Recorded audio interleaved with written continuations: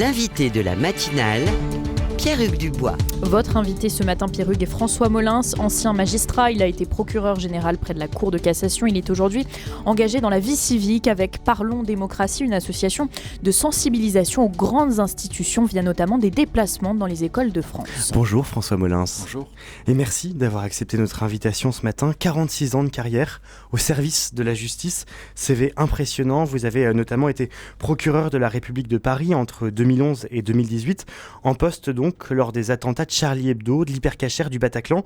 Nouvel attentat samedi soir à Paris, près de la Tour Eiffel. Un franco-iranien de 26 ans a tué un touriste âgé d'une vingtaine d'années avant de faire allégeance au groupe État islamique. Quand vous voyez ce nouvel attentat, François Molins, quelle est votre réaction ? Mais je pense que cet attentat montre que la menace est durable, et elle est plus lourde qu'il y a quelque temps. On a eu une période pendant 2 ans où il n'y avait pas eu d'attentat, depuis l'attentat d'avril 2021 dans le commissariat de Rambouillet, puis au mois d'octobre, Dominique Bernard, et maintenant Bir Hakeim.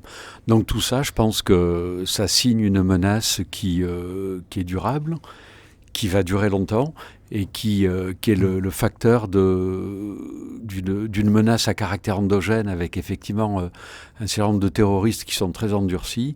Le directeur général de la sécurité intérieure parlait hier dans Le Monde d'une 50aine de terroristes particulièrement endurcis au profil très inquiétant. Et puis il y a aussi cette émergence de jeunes qui, parfois sur fond de troubles psychologiques, influencés par l'idéologie mortifère de Daesh, passent à l'acte et vont tuer. Et enfin, effectivement, on a une menace exogène qui est peut-être encore plus grave qu'avant, qui est alimenté par les théâtres extérieurs d'opérations. Je rappelle qu'au mois de septembre, Al-Qaïda avait menacé la France et la Suède d'actions violentes. Il n'y a pas très longtemps, toutes les organisations terroristes djihadistes ont appelé à la solidarité avec le peuple palestinien. Donc je pense que tout ça, effectivement, signe une menace qui va durer. Et dans le cas de Bir Hakeim, vous en parliez, il y a la question du suivi psychiatrique. L'assaillant présumé avait interrompu son traitement en mars 2022. Selon le ministère de l'Intérieur, 20% des individus inscrits au fichier de signalement pour prévention de la radicalisation à caractère terroriste, 20% de ces individus présentent des troubles psychologiques ou psychiatriques. Qu'est-ce qu'on peut faire ? Comment est-ce qu'on peut prévenir ça ? Alors moi, ça m'inspire plusieurs réflexions. Je pense qu'il faut, à l'évidence, que les services de renseignement travaillent encore mieux avec les services de santé pour être en mesure de mieux détecter le profil, la dangerosité de ces gens-là, et de comprendre le processus du passage à l'acte et d'arriver à mieux le détecter. Ça signe aussi un autre problème de fond qu'on connaît malheureusement depuis longtemps en France. C'est la situation dans laquelle se trouve la psychiatrie, la pédopsychiatrie. On manque cruellement de psychiatres. Et je pense effectivement le problème est plus large. Il faut vraiment faire des efforts là-dessus. Après, ça signe aussi, j'allais dire quelque part, le fait que, moi c'est une autre réflexion que ça m'inspire. Je disais, cette menace, elle est durable. On peut travailler effectivement à toujours améliorer notre arsenal législatif et nos organisations de fonctionnement pour mieux détecter les attentats, mais ça ne fera pas pour autant disparaître la menace. Et ça m'inspire aussi une autre réflexion, c'est qu'il faut bien sûr améliorer nos systèmes de prévention et de répression en permanence, mais il faut le faire aussi en respectant l'état de droit. Et je pense que par rapport à certains discours que j'entends aujourd'hui sur des détentions à vie, des choses comme ça, je pense qu'il faut faire très attention au respect des grands principes. Et je pense, moi, que le jour où on ne luttera plus contre le terrorisme avec les armes de l'état de droit, quelque part, le terrorisme djihadiste aura gagné la partie. L'autre actualité majeure, c'est le procès Hassénidi du garde des Sceaux. Vous ne voulez pas réagir sur cette, entre guillemets, affaire Dupond-Moretti. Il a été définitivement relaxé, il n'y a pas de pourvoi en cassation. Mais après cette séquence demeure la question aussi de nos institutions et notamment de la Cour de justice de la République, institution, avouons-le, qu'on a découvert. Est-elle le bon système pour juger des ministres en exercice ? Oui, alors effectivement, la Cour de justice a relaxé Éric Dupond-Moretti en constatant que les éléments matériels de la prise illégale d'intérêt étaient réunis, mais que faisait défaut l'intention de la part du ministre. Cette affaire, en fait, et cette décision, je pense, ne change rien à une réalité qui existe depuis longtemps et qui signe un certain nombre de défauts structurels. Je pense que c'est le bon mot, de la Cour de justice. Défauts structurels. Je rappelle que, oui, tout à fait, la Cour de justice de la République, elle est compétente à l'égard des ministres qui ont commis des infractions dans le cadre de leurs fonctions. Donc en réalité, la procédure devant la Cour de justice, elle encourt un certain nombre de défauts. D'abord, souvent les délais sont très longs. Ensuite, du fait de sa compétence, ça aboutit à scinder les affaires avec les ministres qui sont justiciables de la Cour de justice et les non-politiques qui sont justiciables d'autres juridictions. En général, c'est le tribunal de Paris. Et cette dérivation, en réalité, se traduit, on l'a déjà vu plusieurs fois, par des contrariétés de décision. Vous pouvez avoir d'ailleurs... Que deux décisions sont opposées. Sur le même dossier, une décision de relax concernant les politiques et une décision de condamnation du volet des gens du volet non ministériel. C'est quand même... ça pêche par un manque de cohérence. Il y a enfin deux autres défauts. Le fait qu'il n'y ait pas de voie de recours. Il n'y a pas de double degré de juridiction, en ce sens qu'il n'y a pas d'appel. On ne peut faire qu'un pourvoi en cassation. Et dernier défaut, qui est stigmatisé par certaines associations, c'est qu'on ne peut pas se constituer partie civile. Voilà.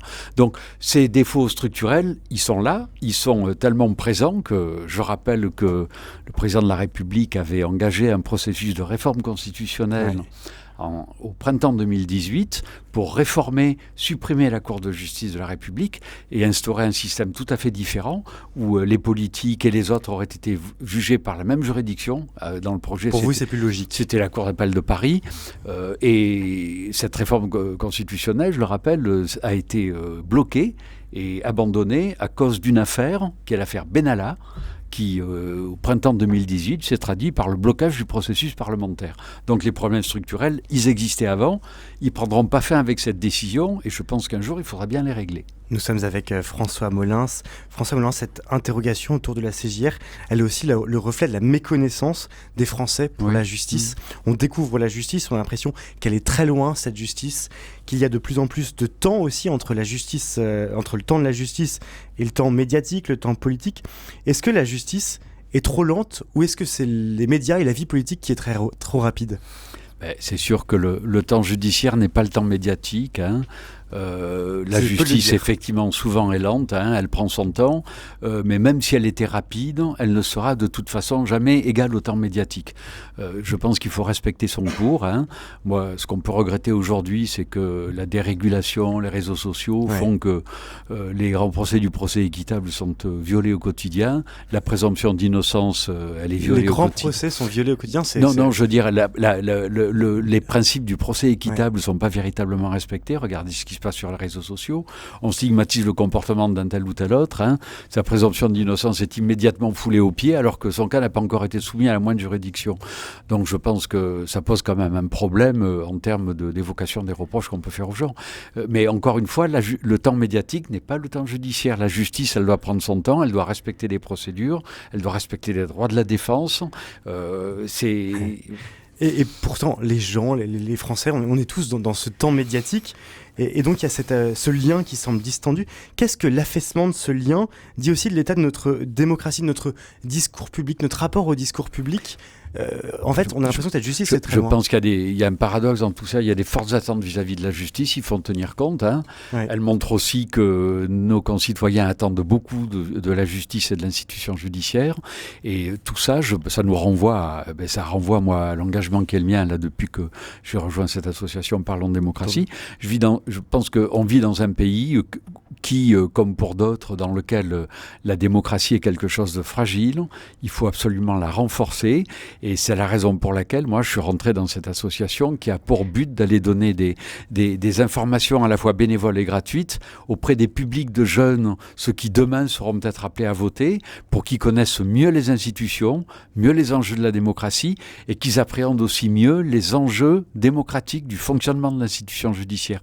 Et avant-hier, j'étais en Seine-Saint-Denis, par exemple, où pendant 2 heures, on a discuté avec une centaine de lycéens. Qu'est-ce qu'ils vous disent ? Qu'est-ce que vous entendez ? Qu'est-ce que vous voyez ? On sent qu'il y a beaucoup de curiosité, Ouais. Parce que clairement, ils ne connaissent pas, mais ils ont eu l'occasion d'y réfléchir parce qu'on a créé en terminale aujourd'hui une option qui s'appelle droit et grands enjeux du monde contemporain. Donc, ils réfléchissent là-dessus avec leur prof d'histoire en général. D'accord. Il y a beaucoup d'attentes, beaucoup de curiosité et je pense que c'est extrêmement intéressant. Il y a une forte attente. Il y a une forte attente. Est-ce qu'il y a une forte urgence aussi, une forte urgence à former les citoyens de demain aux Oui, institutions d'aujourd'hui? Tout à fait. Je pense que oui, pour justement mieux les accoutumer et leur apprendre le fonctionnement de nos institutions et puis mieux leur faire comprendre l'apport qu'ils peuvent réaliser de leur part en tant que citoyens, en participant à la vie démocratique, en allant voter. Alors moi, je le fais dans mon petit monde qui est celui de la justice, mais dans cette association, il y a des tas de fonctionnaires, il y a des représentants, il y a des fonctionnaires territoriaux, nationaux. Je pense que c'est vraiment un travail qui a beaucoup de sens et beaucoup d'utilité. Et vous, François Molins, comment vous le vivez? Pendant 46 ans, vous avez été l'incarnation de la justice, vous avez été magistrat, vous avez côtoyé la justice entre guillemets de haut vol. Comment vous vivez justement d'aller en Seine-Saint-Denis devant ces élèves? C'est pas si nouveau pour moi parce que c'est quelque chose que j'ai toujours fait depuis les années 90. J'ai toujours, plusieurs fois par an, accepté des invitations pour aller intervenir et discuter avec des lycéens. Donc, pour vous, c'est essentiel. Oui, tout à fait. Et même quand j'étais à la Cour de cassation, c'est un exercice que je faisais au moins 2 ou 3 fois par an. Donc c'est un peu mon ADN aussi. Et je pense que y a des tas de magistrats qui ont été dans mon cas. Quand on a été aussi longtemps au service de la justice, c'est aussi donner du sens à sa vie et à son action que d'essayer de partager et de transmettre ce qu'on a pu acquérir au travers de ces expériences. Ces jeunes que vous rencontrez, quel regard ont-ils de la justice? On parlait il y a 3 minutes de cet affaissement visible entre le temps politique et le temps de la justice. Quel regard ont-ils sur la justice? D'abord, ils la connaissent mal. Donc effectivement, quand ils réfléchissent, ils se rendent compte que c'est quelque chose de compliqué. Ils commencent quand on discute avec eux, je pense qu'ils appréhendent bien les enjeux. Et puis après, il y a bien sûr aussi des attentes qui sont un petit peu différentes suivant le territoire où on se trouve. Avant-hier, dans le 93, clairement, on voyait bien dans le discours de ces jeunes qu'il y avait quelque part un sentiment d'extériorité, voire d'abandon. Et le sentiment que certaines choses n'étaient pas pour eux. Donc, c'est-à-dire qu'ils n'auraient jamais accès à... Oui, tout à fait. À quoi? À certains hauts postes de la fonction publique, sentiment qu'il y a des cursus, des carrières et des professions qui ne sont pas forcément pour eux. Donc le sens du discours qu'on peut tenir face à des jeunes comme ça, c'est de leur expliquer qu'ils ont autant de qualités que les autres et que la valeur travail, c'est quelque chose qui a du sens et qu'à partir du moment où ils travaillent bien avec leurs enseignants et dans leur révision, compte tenu de leurs qualités qui sont identiques à celles des jeunes des autres départements, ils peuvent accéder effectivement aux mêmes professions et ils peuvent réussir leur vie de la même façon. Est-ce que Parlons Démocratie permettra au futur François Molins d'exercer, de venir peut-être de la Seine-Saint-Denis demain? J'aimerais. Merci beaucoup en tout cas François Molins d'être venu ce matin sur RCF nous parler notamment de Parlons Démocratie, cette association avec laquelle vous allez dans les écoles sensibiliser aux grandes institutions via notamment de ces déplacements auprès des écoliers. Merci François Molins d'avoir été ce matin l'invité de la matinale RCF.